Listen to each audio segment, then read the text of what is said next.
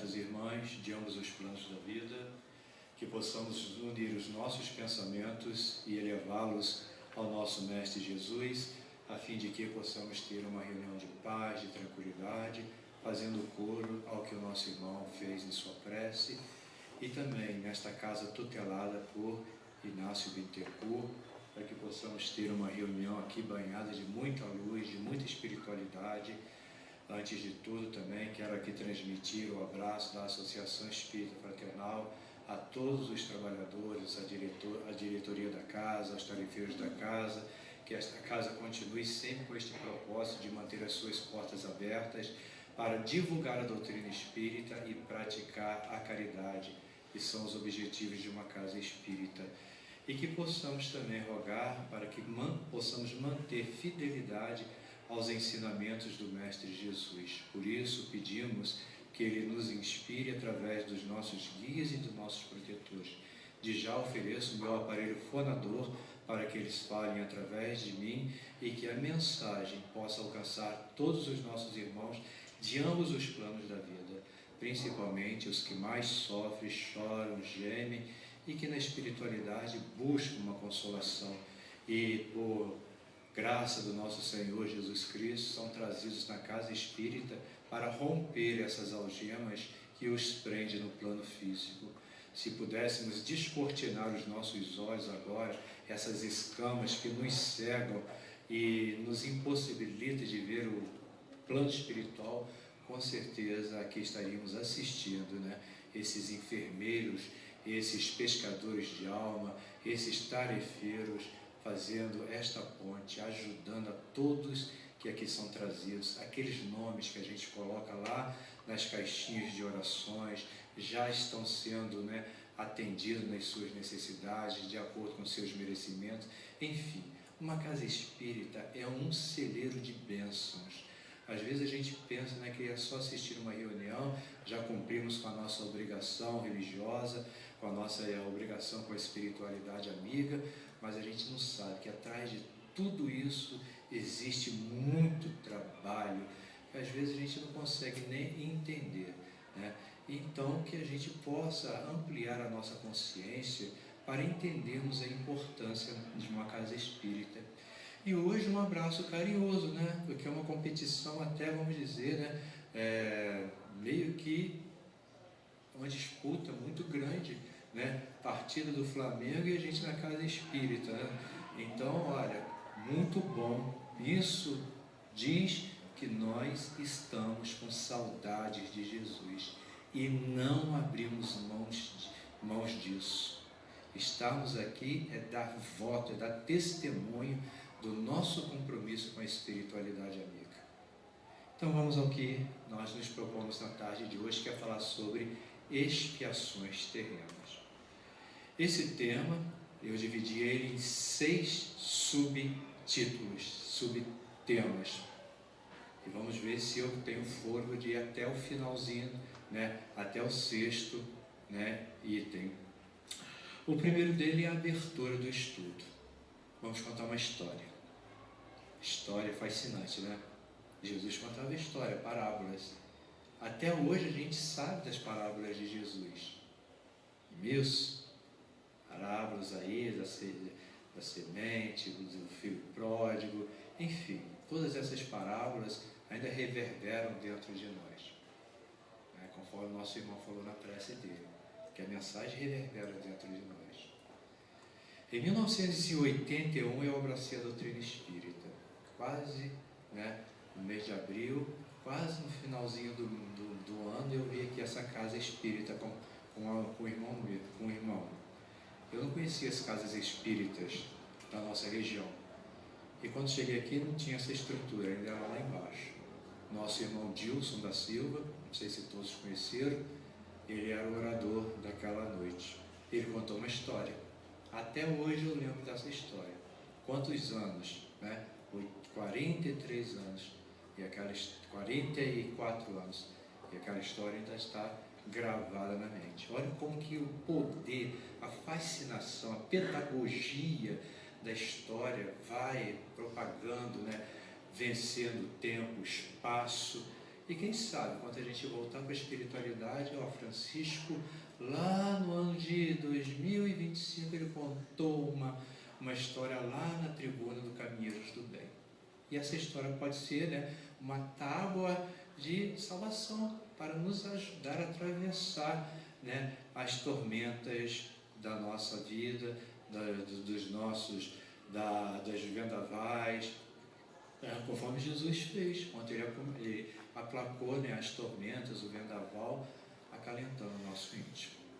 Essa história tem um título de Expiação de Dimas. É uma história real? É uma história inventada? Cada um de nós faz a sua conclusão. Mais do que a história, o conteúdo da história. Essa história vai servir de pano de fundo para a gente desenvolver o nosso tema, expiações terrenas. E a gente vai falar da onde que nós buscamos o título do estudo e quais são as bibliografias que utilizamos. Então ele diz que Dimas caminhava com os olhos fixos no chão, pisadas arrastadas. Ele tinha expressão facial de um profundo tormento, muitas dores. Por quê? Desde jovem, sempre teve dificuldade de se relacionar com as pessoas. Uma pessoa altamente difícil. Isso ia desenvolvendo dentro de si mágoas e ressentimentos. Vamos ver se a gente vai, né, nos familiarizando com a história. Vamos ver se essa história tem alguma coisa a ver com a gente. Eu não gosto de fulano, que fulano é assim. Eu não gosto de Beltrano, que Beltrano é assim. Fulano age dessa forma e o outro age daquele. E a gente, como que a gente acha? Então a gente tem que olhar para nós. O erro não está nos outros, está em nós. E a gente precisa fazer o quê? Uma repaginada do nosso mundo íntimo. Vingança, orgulho, raiva fazia parte do seu mundo íntimo. Dominava o seu coração, sede dos seus sentimentos. Uma noite Dimas dormiu e sonhou. Sonhou que caminhava num campo. Aí a nossa imaginação pode construir a imagem deste campo. Porque quando a nossa mente se mira numa das belezas da natureza, ela vai se moldando a isso, vai trazendo um arejamento à nossa mente. Vamos lembrar de André Luiz, na toda a sua série no mundo espiritual. A gente vê que ele juntamente com a equipe, faz socorro em diversas situações da vida. Acabou de fazer um determinado trabalho, para onde que eles vão? Ou vão para um campo, ou vão para uma praia, ou vão para quê? Para refazer o seu íntimo. Porque há uma concentração muito grande de energias do bem nestas localidades.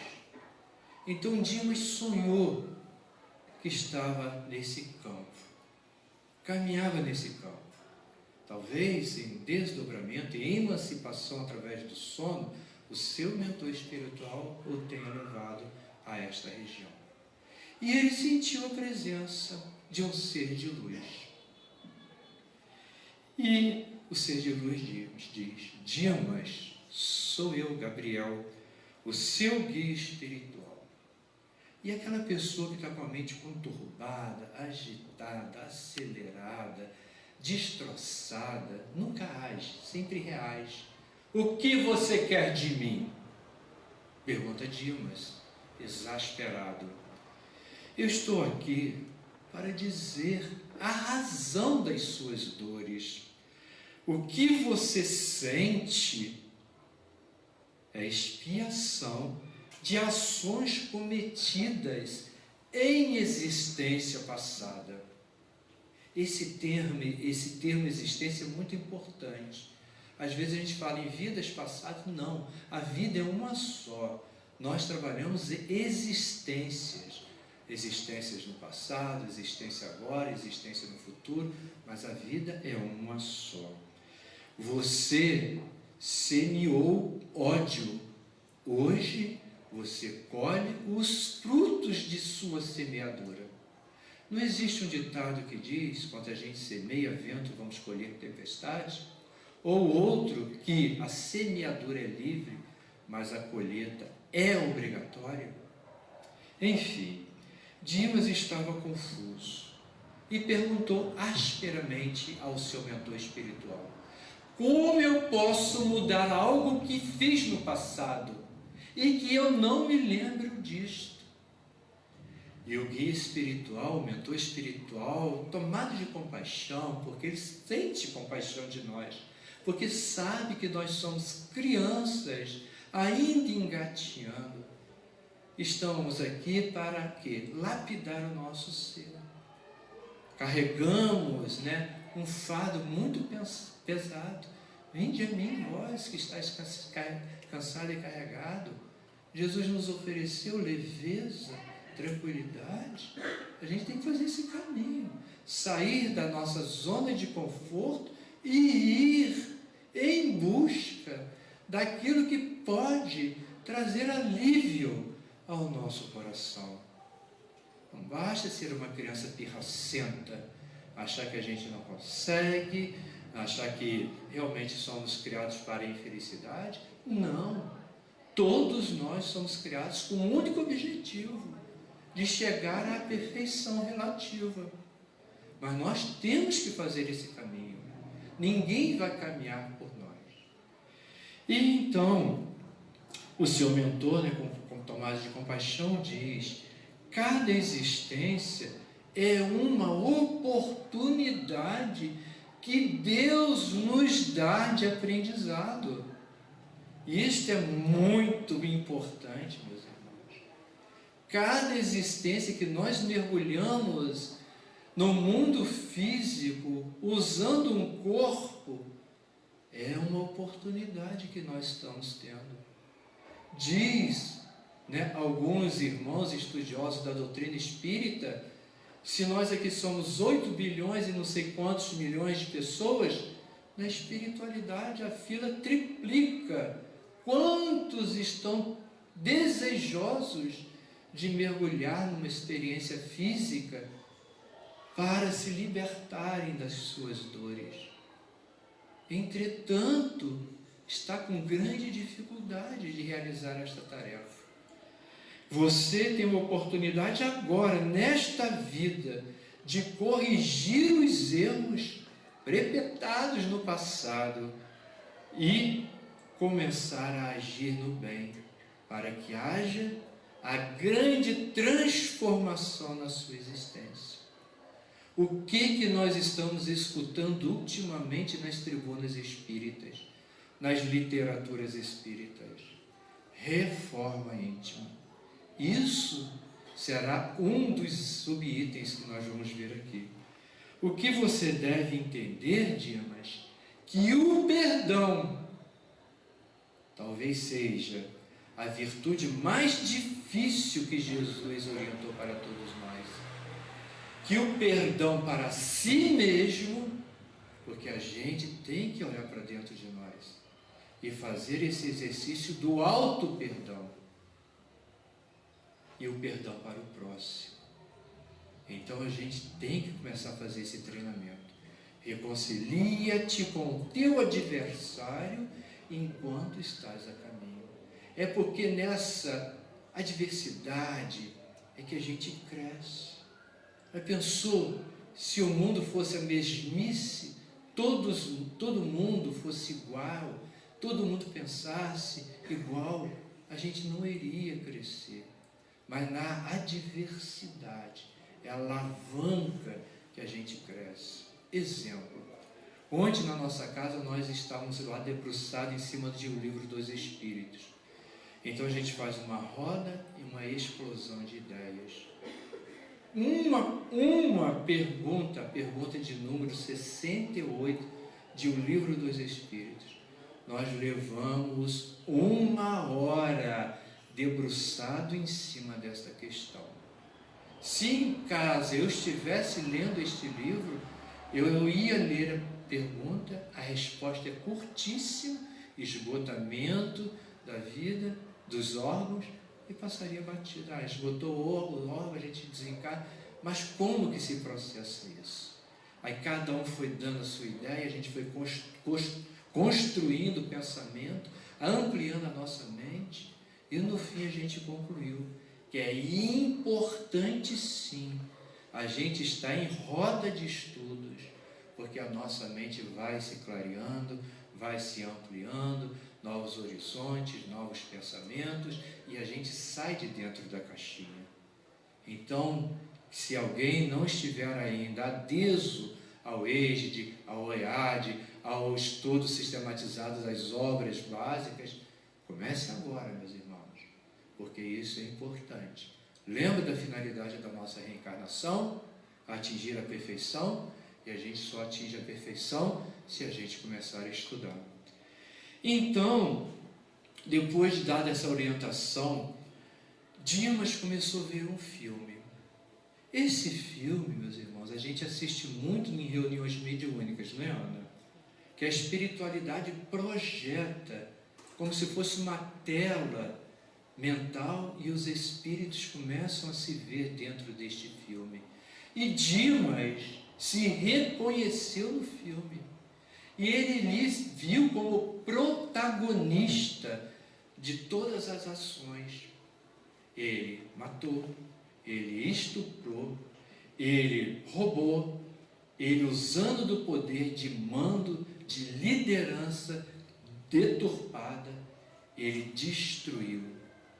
Então ele se reconheceu que o verdadeiro culpado e responsável pelas suas desdidas não era outro, era ele mesmo. Então o mentor disse: as escolhas que fez no passado ecoam na sua existência atual. Há muita oportunidade, mas há uma oportunidade de você se redimir diante das leis de Deus. Por quê, meus irmãos? Só sofremos, guardem isso, só sofremos quando nos apartamos das sábias leis de Deus. Lembra da parábola do filho pródigo? Ele pediu a sua parte na herança, recebeu e saiu da casa paterna e gastou a sua parte na herança. Mulheres, bebidas, jogos, foi parar no fundo de uma fazenda para tratar de porcos, que na época era o trabalho mais humilhante que uma pessoa poderia ter. E ele caiu em si. Esta queda é fantástica. Quem pudera que todos nós caíssemos em si e reconhecer que a gente precisa fazer o caminho de volta à casa paterna. E Dimas diz, e o filho pródigo diz: na casa do meu pai, os empregados têm tudo do bom e do melhor. E eu aqui no fim dessa fazenda. E voltou para a casa paterna. E o que aconteceu? O pai o esperava de braços abertos, porque Deus está sempre nos aguardando a essa reconciliação com as suas leis. Dimas sentiu um aperto muito grande no seu coração, porque era um desafio. Ele não sabia se estava ou não pronto para vencer, não a dificuldade, mas o desafio. Mas também, nesse instante, ele começou a ter a compreensão que ao seu lado estava o seu mentor espiritual. O mentor espiritual fala com a gente constantemente nas nossas existências, mas a gente está surdo, a gente está cego, a gente tapa, a gente faz ouvido de mercador. Mas é começar agora a fazer esse treino, parar, respirar, criar um espaço vazio dentro de nós, porque não existe vazio no universo. E esse espaço que a gente tira as mãos da rédea e deixa que o plano espiritual atue em nós, somos preenchidos pelas intuições dos nossos mentores espirituais. Na manhã seguinte, Dimas desperta. E ele sabe que ele tem um desafio para cumprir. Chegou no seu setor de trabalho, devagarzinho foi se aproximando das pessoas com as quais ele tinha dificuldade de se relacionar. devagarzinho foi pedindo perdão. Mas também ele foi se perdoando, porque ele compreendeu que ele não era um espírito superior, mas um espírito da terceira ordem, que ainda tem dificuldades a vencer. Na expiação a sua expiação não foi um processo fácil. Cada dia ele dava um passo na direção do auto-perdão e do perdão. E ele sabia que o maior trabalho que ele tinha que realizar não era em relação aos outros, mas em relação a si mesmo. Mergulhar para dentro de si. E Dimas então começou a arregaçar as suas mangas, conforme orienta Jesus. Colocou a mão na charrua e seguiu a sua jornada. E sentiu o seu coração mais leve. E devagarzinho foi vencendo as suas dificuldades. Porque nós achamos que a gente veio a uma casa espírita, ouviu um estudo, tomou paz, recebeu água fluidificada, amanhã a gente já é um santo. Não. Isso seria uma utopia. É cada dia um pedacinho. E aí nós chegamos à introdução do nosso estudo. E como devemos entender a expiação, meus irmãos? É o mecanismo da justiça divina para corrigir os nossos erros. Isto é fundamental. É o mecanismo da justiça divina para corrigir os nossos erros. Erros do passado. Ontem, agora, 1 minuto atrás era passado. E a gente vai corrigir esse passado. E qual é a base doutrinária do nosso estudo? É o livro Céu e Inferno. Este livro, no dia 1º de agosto de 2025, vai estar comemorando 160 anos da sua primeira publicação. Agora eu falo para nós espíritas. Um livro pouco lido, um livro menos ainda estudado. E é um livro que faz parte do Pentateuco Espírita. É importantíssimo. É um livro dividido em 2 partes. A primeira parte, a teoria. O que é céu, o que é inferno, o que é Deus, o que é anjo, o que é demônio. E tem ali uma coisa que eu recomendo. Se você não tiver tempo de ler o livro, leia o Código Penal da Vida Futura. 33 artigos que nos dão um sacode, nos tira da nossa zona de conforto. E a segunda parte, várias comunicações recebidas por Allan Kardec, tanto na Sociedade Espírita Parisiense, como recebida do mundo afora. E ali ele agrupou essas mensagens. Espíritos sofredores, espíritos suicidas, espírito com dificuldade disso e de aquilo. E a gente agora chega ao segundo subtítulo.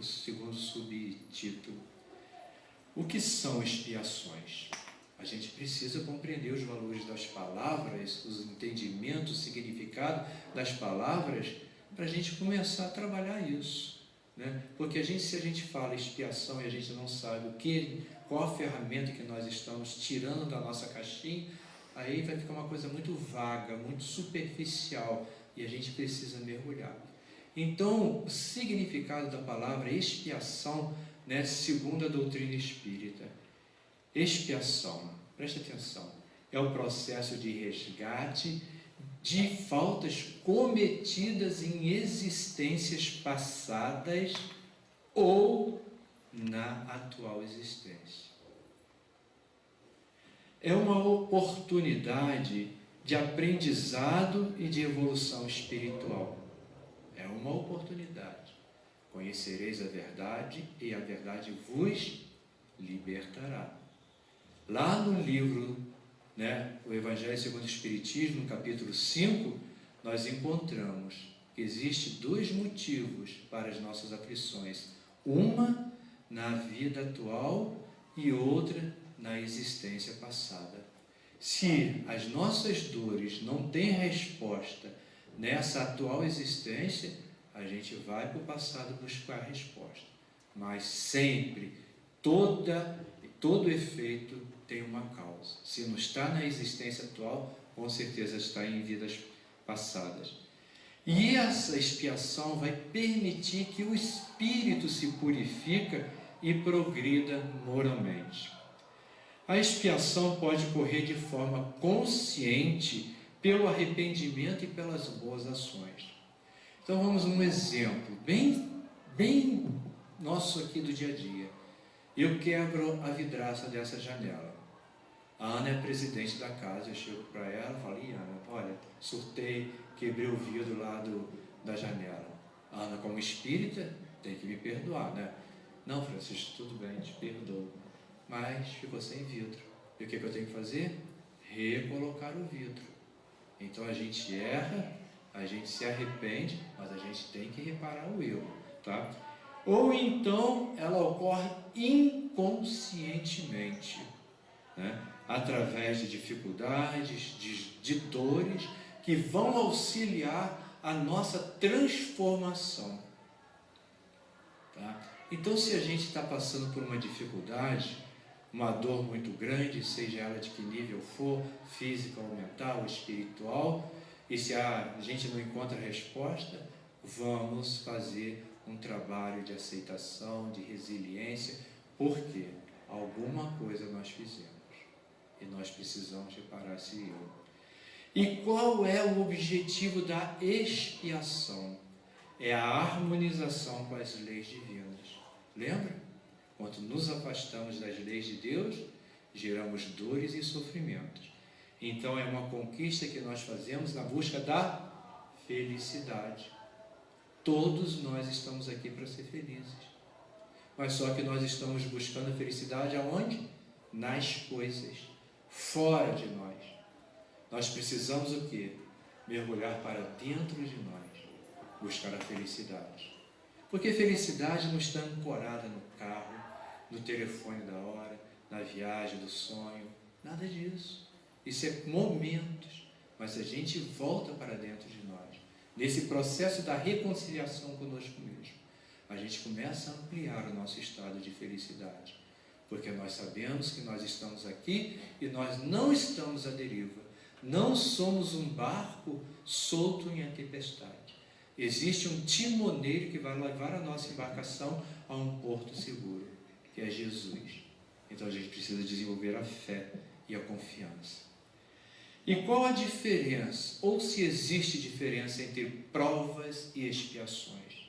Que a gente escuta muito, a gente lê muito. Fulano está passando por uma provação, fulano está numa expiação muito dolorosa. Qual é? Existe diferença? É a mesma coisa? Vamos lá. Expiação é uma consequência direta dos erros que cometemos no passado. Lembra que o passado pode ser nesta atual existência ou na outra, onde o Espírito resgata a sua falta através de sofrimentos. Veja que a coisa começa a se descortinar na nossa mente. A nossa mente vai começando a se clarear, né? Então, se eu estou numa dor, uma dor muito grande, eu fui injustiçado, eu fui isso, eu fui aquilo, aceita que dói menos, mergulhe dentro de você. Porque se nós estamos passando por essa experiência, é porque a gente precisa experienciar e sair dela mais forte do que nós entramos. Prova é um desafio escolhido pelo próprio Espírito antes de reencarnar, visando o quê? O seu crescimento moral e espiritual. Expiação é um reajuste necessário e a prova é uma oportunidade de aprendizado e de superação. Ambos, expiação e prova, estão dentro da lei de progresso. O progresso, meus irmãos, vai acontecer, queiramos ou não. se eu quiser colocar uma barreira no progresso, ele vai passar por cima de mim. E eu vou ficar ali.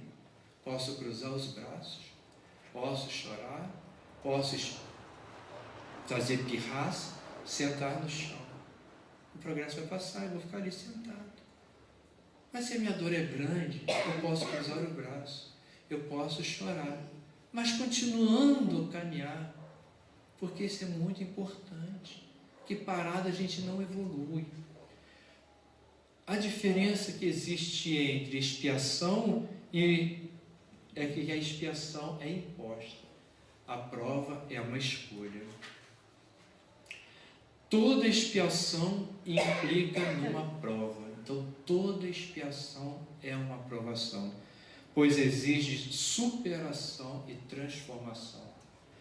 No entanto, nem toda prova é uma expiação, pois pode ser um teste escolhido antes de reencarnar para o crescimento espiritual. Então, vamos lá, que aqui entre nós tem bastante professoras, educadoras, né? Uma delas é Leila, né? Então, está lá numa classe, né? 50% da classe comprometida com o estudo, né? Faz os deveres, está sempre presente, está sempre atento, está sempre, né, fazendo o que é determinado para se fazer. Os outros 50% não está nem aí. Vai lá só para comer merenda, só para, né, viver a vida, só para gozar, está no celular e está com a mundo, né? Chega no final do ano, todos vão se submeter à prova. Aqueles 50% comprometidos com a sua educação, com o seu melhoramento, passa, avança, vai para frente. E os outros 50% vai ficar retido, vai ter que espiar tudo de novo. E aqueles 50% vai ocupar a sala, mas vai receber outros 50% de alunos para completar aquela classe. Então, aqueles que chegaram estão em provação. E aqueles que estão retidos na turma estão em expiação e em provação. Deu para entender mais ou menos? Então a gente passa para o terceiro ponto, que são exemplificações de expiações. Doenças graves e congênitas, aquelas doenças que nascem com a criatura. Qual é a contextualização disso? Espíritos que prejudicaram a saúde de outros, uma palavrinha-chave, vamos sublinhar essa palavra, porque ela é importante. Podem, que doutrina espírita não é bater martelo. Abortou, vai ser abortado. Matou, vai ser assassinado. Não existe isso em doutrina espírita, tá? A gente tem que desconstruir esta crença que foi construída na nossa mente. Pode, né, renascer com dificuldades físicas para desenvolver paciência e humildade. Então, nesse livro que está sendo base do nosso estudo, O Céu e o Inferno, nos conta, né, vários exemplos de expiações terrenas. E uma delas é o Marcel, menino do número 4, um garoto israelita que foi levado a um hospital para receber um tratamento, porque ele tinha várias deformidades e sentia muitas dores. A família internou essa criança e nunca mais voltou para buscar a criança, né? E ela sentia muitas dores. E naquela existência não tinha nada que pudesse dizer quais foram a origem dela, aquela criança nascer assim, toda torta, né? Então não tinha uma explicação na época científica para isso. Então aonde que está? Vidas passadas, né? E o Marcel desencarna ainda, novinho, foi atraído, né, para o grupo de Allan Kardec, o grupo mediúnico, e ele disse que ele ali estava fazendo um processo de expiação. Por quê? Em vidas passadas, né, com o poder de mando, ele tinha prejudicado muitas pessoas, tinha levado as pessoas a um estado de sofrimento muito grande, roubando até mesmo a saúde daquelas criaturas.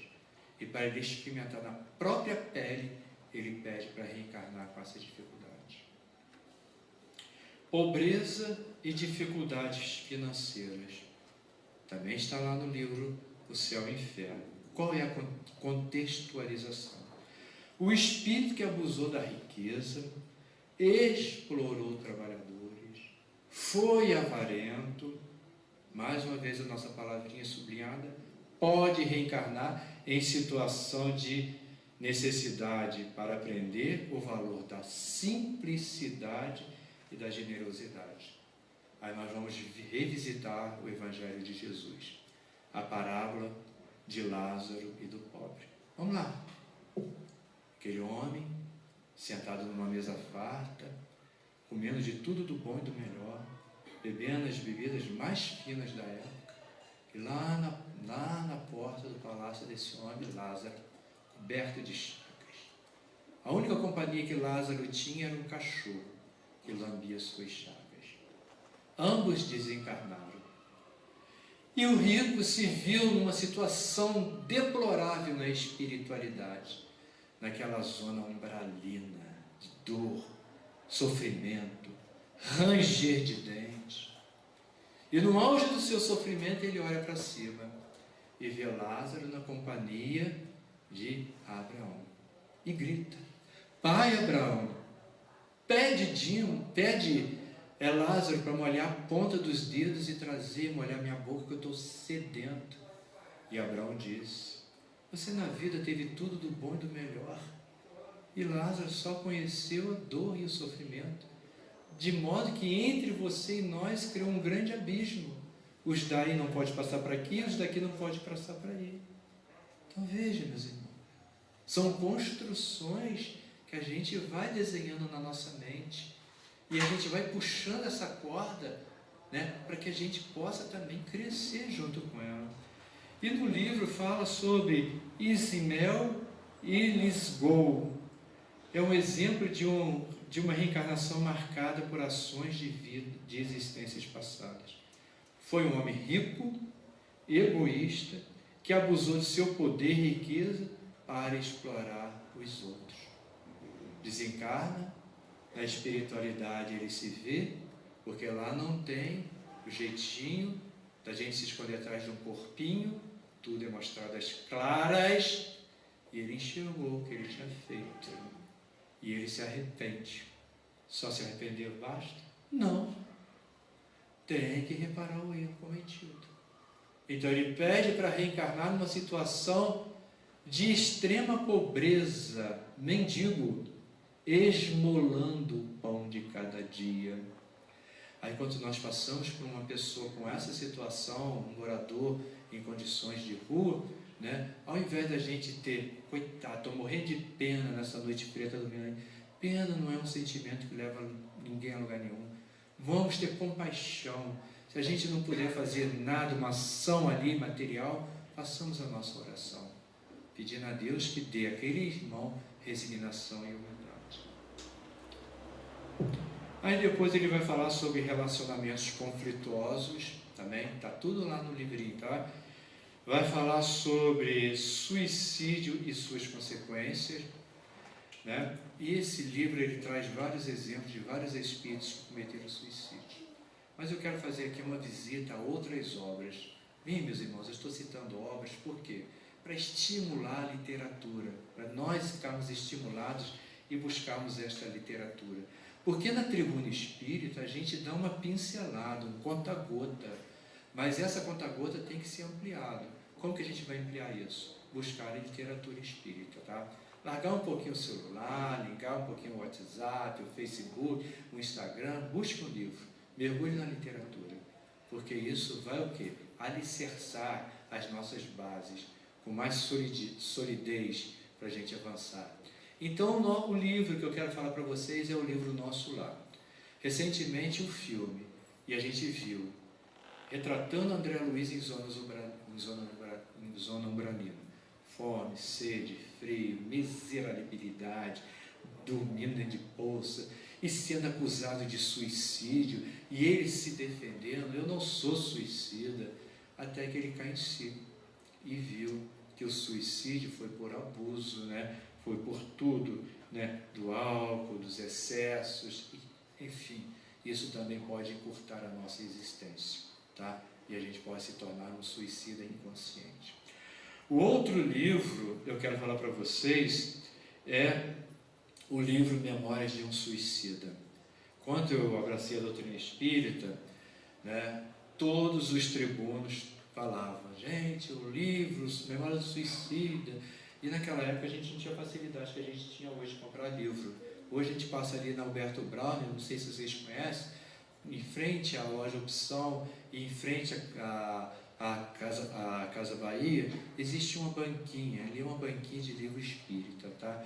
Se vocês não conhecem essa banquinha, visite essa banca, vai quarta-feira à tarde que eu estou lá, tá bom? E adquira um livrinho lá, tá? Que vocês vão estar ajudando o movimento espírita. Então, na época não tinha facilidade de se comprar livro. E com muito custo eu pedi, né, à federação esse livro, Memória de Suicídio. E aquela ansiedade de receber um livro. Você passou por isso, Ana? De comprar um livro por reembolso, custar chegar, a gente fica ansioso. Esse livro que não chega, será que desviou? Será que isso? Até que o livro chega. Quando chega o livro, aquele livro grossão, sabe, meu Deus, será que eu vou ter paciência de ler esse livro? Comecei a ler. Desanimei. Não vou ler não. Larguei o livrozinho. Passou um tempo, vou ler o livro. Comecei a ler. Não aguentei. Parei. Aí veio a pandemia. Na pandemia, a gente começou a ter reuniões online. E o conselho, então, foi fazer um estudo sistematizado de o livro Memória de um Suicida, de Ivone Amaral Pereira. Tem aí na biblioteca? Então, gente, pega na biblioteca. E começamos a fazer um estudo sistematizado disso. E a pessoa encarregada de fazer uma síntese do livro, falar sobre quem era Ivone Amaral Pereira, quem era Camilo Castelo Branco, euzinho. Então, o que eu tinha que fazer? Ler o livro, resumir o livro, pesquisar o livro. E eu me apaixonei pelo livro. Conta a saga desse espírito, através dessa média. Não era uma média de psicografia, era uma média de desdobramento. Ela se desdobrava, através do Charles, seu guia espiritual, ela era levada a ver as cenas que estavam acontecendo. Viu Camilo Castelo Branco lá no Vale dos Suicidas, juntamente com um grupo de suicidas. Viu chegar a caravana de Maria, fazer o resgate daqueles espíritos, levá-los para uma colônia, para o Hospital Maria de Nazaré, que cuida dos suicidas na espiritualidade. Foi vendo o tratamento desses espíritos, foi retratando isso no livro. Acabou o livro, ela levou para a federação. Quando chegou lá, o vice-presidente da federação, estou falando isso, gente, na década de século XX, lá no iniciozinho, tá? Era 1920, bolinha. Ela levou toda felizinha aquele livro lá. E o vice-presidente falou assim, não, a gente não publica livro de outras pessoas, a não ser de Chico Xavier, pode jogar fora. E ela chegou em casa, pegou o livro, levou para o quintal, pegou a caixa de fósforo, vou queimar. Porque aquilo tudo ali foi um processo de obsessão que ela passou, ela imaginando. Enquanto risca o fósforo, quem que aparece para ela? Leon Denis. Para, não faça isso. Porque você fez a história romanceada. Você abriu um campo muito grande, mas não fez o aprofundamento do livro. Agora senta que nós vamos fazer o aprofundamento, trazer a parte doutrinária do livro. Então, daquele romance, criou um livro também doutrinário. Aí a gente chega então no quarto subitem, justiça divina e amor de Deus. Agora, meus irmãos, se vocês não lembrarem de nada do que nós conversamos até agora, guarde essa frase. Guarde essa frase. Se chegar em casa vocês se lembrarem, anota essa frase.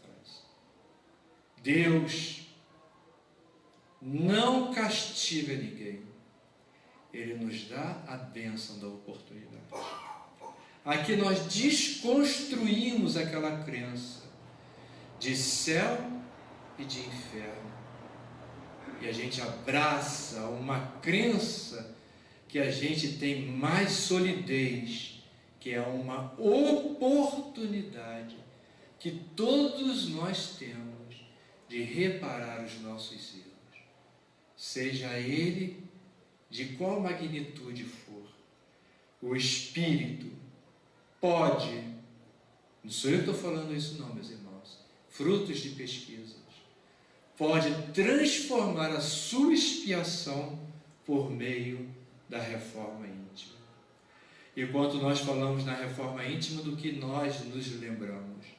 Livro dos Espíritos. Quais questões? 919 e 919A. Dever de casa.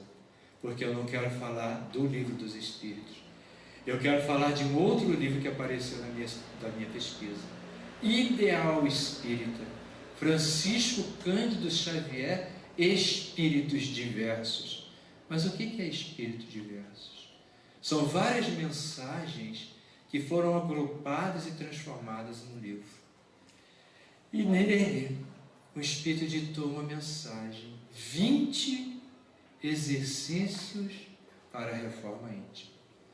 E no final, ele assim nos dá um alívio, dizendo, se a gente não conseguir fazer os 20, mas se a gente fizer alguns deles, a gente já está no caminho. Então eu vou ler os 20 exercícios, mas não vou descer a comentário. Ideal Espírita, Francisco Cândido Xavier, Espíritos Diversos, 20 exercícios para a reforma íntima. Eu estarei aqui, depois, se vocês quiserem, vocês podem fotografar a página. Primeiro deles: executar alegremente as próprias obrigações, silenciar diante de ofensas, esquecer o favor prestado, exonerar os amigos de qualquer gentileza para conosco, emudecer a agressividade, não comentar a opinião que diverge da nossa, abolir qualquer pergunta maliciosa ou desnecessária, repetir informações e ensinamentos sem qualquer azedume, treinar a paciência constante, ouvir fraternalmente as mágoas dos companheiros sem biografar nossas dores, buscar sem afetação o meio de ser útil, desculpar sem desculpar-se, não dizer mal de ninguém, buscar a melhor parte das pessoas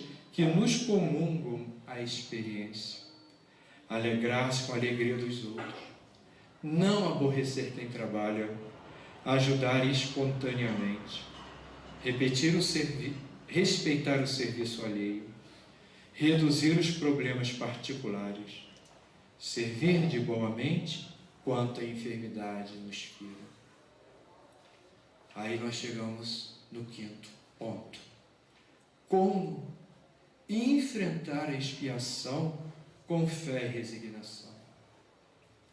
Aceitação e aprendizado. Encarar os desafios como oportunidade de crescimento. Aceitação não quer dizer daquele momento que a gente cruza os braços, senta e chora. Não, enfrentamento de uma situação, principalmente se a situação é adversa da nossa. Que a gente possa ganhar força, buscar força no Evangelho de Jesus. Porque vamos combinar, meus irmãos, nós estamos no século 21. Quantos milênios o Evangelho de Jesus está aí? Quanto soco no peito a gente dá e diz: Senhor, Senhor, mas na hora do exercício, será que a gente está exercitando? Jesus diz: não te conheço. Por quê? Às vezes falamos Senhor, Senhor e não estamos nem aí para o que Ele está nos ensinando. Prática do bem. Quando a gente está engajado numa situação de bem, a gente esquece da nossa própria dor. Evangelho no lar é o fortalecimento espiritual através de prece e estudo. Quando nos reunimos para realizar o Evangelho no lar, a gente se fortalece. E aquelas emanações que a gente está ali, dentro do nosso lar, vai se espraiando para o prédio, para os vizinhos, para o bairro, para a rua, enfim. A gente vai levando essa mensagem de Jesus. Então, quem não faz o Evangelho no lar, busca aqui na Casa Espírita, ou a Casa Espírita que a gente milita, alguém que possa nos falar sobre como se praticar esse Evangelho no lar. E para finalizar, a nossa conclusão. A conclusão, uma mensagem. Nos momentos de dor e dificuldade, lembre-se que você não está sozinho.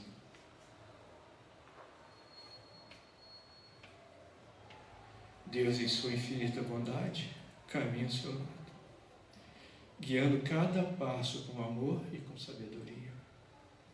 Mesmo nas expiações mais duras, há uma oportunidade de crescimento e de transformação.